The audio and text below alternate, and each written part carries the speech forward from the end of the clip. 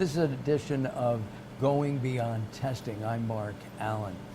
We're going to talk with NJ Labs CEO about methods and methodology and try to understand how this can help you as a manufacturer or as a product developer. So you have, in your experience in doing testing, you've developed methods for testing. I mean, we'll start with heavy metals, for example. Okay. So we have a generic method, and most laboratories with a lot of experience have generic methods, and then we have specific methods. We wanted to create a specific method for the CBD products or hemp-derived products, as well as even like flowers from marijuana, right? What we found out is, in general, you want the samples to be fully digested. You want the organics to break down so you can just extract the heavy metals and to test for it. And the general rule is, after you add acid, high pressure, temperature, you digest it completely, you want the solution to be clear. The clearer it is, theoretically, the better it's digested, right? To a naked eye. However, it should look like water. Right, it should look clear. However, what we found out is that's not always necessary, right? But what's puzzling to us is, it's clear to us, but at a microscopic level, it may not be what we think it is initially, right? So that's where chemistry, the testing plays a role, and this instrumentation sees it at a level that we can't see, as sub-level, right? So what happened is, what we're trying to do is we actually spike the samples with the 4 heavy metals, the big ones, arsenic, cadmium, lead, mercury, right? Because if it's in the product, yes. I have a question. What do you mean spike? So what we're doing is we're taking known standard, a known concentration of each of the heavy metals that we're interested in, and we're artificially putting into a sample. So I have a product, yes. I give it to you, yes. You spike it. Yes, with the heavy metals. And we know how much we're putting into the sample, so when we test it, we should be able to see the exact amount that we put in, right? And if we see it higher or lower, there's some type of interferences. Now, if you take a product and you only test it once, you're not going to see that. You're just going to, one single data point doesn't mean a whole lot. Great, it passes. Woo, I'm going to sell my product, right? And then you take it to another company, you manufacture the same way, you take it to another company, and they put a little more work into it, right? They spike it, they recover it, they develop a method specific for you, and you find out actually it has heavy metals in it. And you know what happened is the original test method did not specify, it wasn't specific enough to cut out the interferences, whether it's from the sample or other ingredients or even instrument interferences from the heavy metals that you're looking for. It could mask it. And that's very scary because it passed, right? So what's wrong with it? So how can there be heavy metals in my product? You've then standardized the way you test. So it's not a generic way, it's a very detailed methodology of finding those heavy metals or whatever else you may be looking for. Exactly. So because sample matrix, instrument matrix is important, right? How the sample interacts with the heavy metals, how the instrument reads, and even the nature of the instrumentation. Like, for example, ICP-MS is what we use for a test for heavy metals. We use argon, oxygen, helium, hydrogen. What it does is this plasma kind of, in layman's term, blows up your sample and ionizes it, right? And so you're looking at isotopes, you know, not ionized, but isotopes. You're looking at different isotopes. So certain isotopes for a certain metal, for arsenic, can exist more in nature than often, and it could interfere. It could be artificially showing that there's arsenic in the sample if you don't have a specific method for your product. There's interference from the gases. Like, the gases can combine with other components in your sample and mimic arsenic and can give you a high result.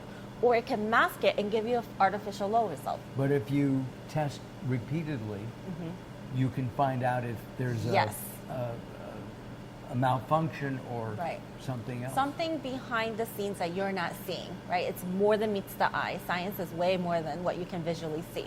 That's why we have instruments. you can use different acids. So you want to find the right acid combination to digest your sample. You want to make sure it's optimized. It's digesting it completely, not 80% of the way or 90% of the way, or you don't want to over digest it either, right? So finding that sweet spot is very important. Like if you play sports and you play tennis, you want to hit the ball in the middle of the racket. That's what we try to do with your products, with just the digestion. Then what we do is we spike it and prep it 6 individual times, right? To show it's consistent, it's precise.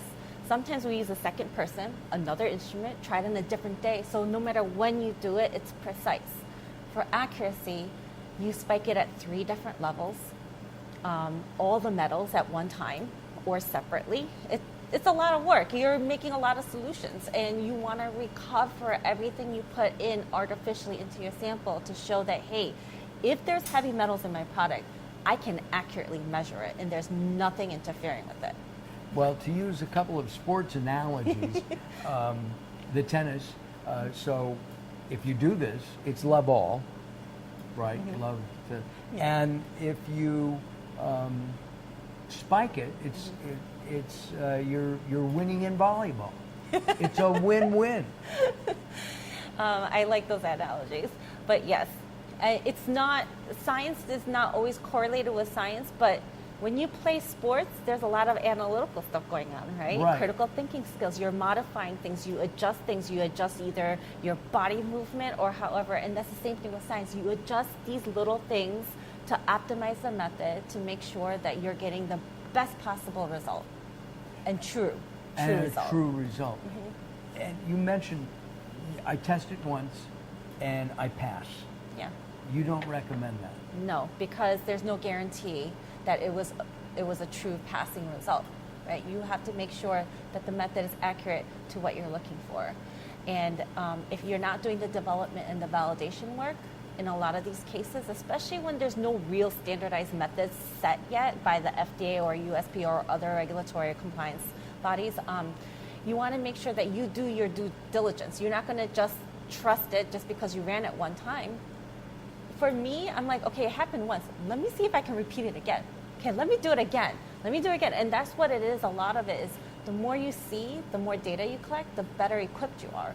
Well, in science in general, if you're doing an experiment, you invent something, okay?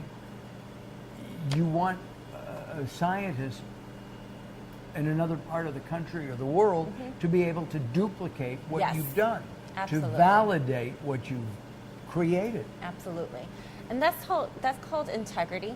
You're supposed to document as you go. If you didn't write it down, you didn't do it. So we want to document everything in such a way that even you can take it and do it at a different location, and you should be able to replicate it. That's a true, rugged, robust method. You took into consideration all the different changes in the instrument or the environment, and you can still reproduce accurate results. Then you have a great method. Well, it seems to me that, arsenic, for example, I think of murder mysteries, okay? and I think of Agatha Christie and all of her stories, okay? And you want to know how that arsenic got into the coffee or the cream or whatever the murderer used to kill the person they wanted to kill. And so it's the same thing here.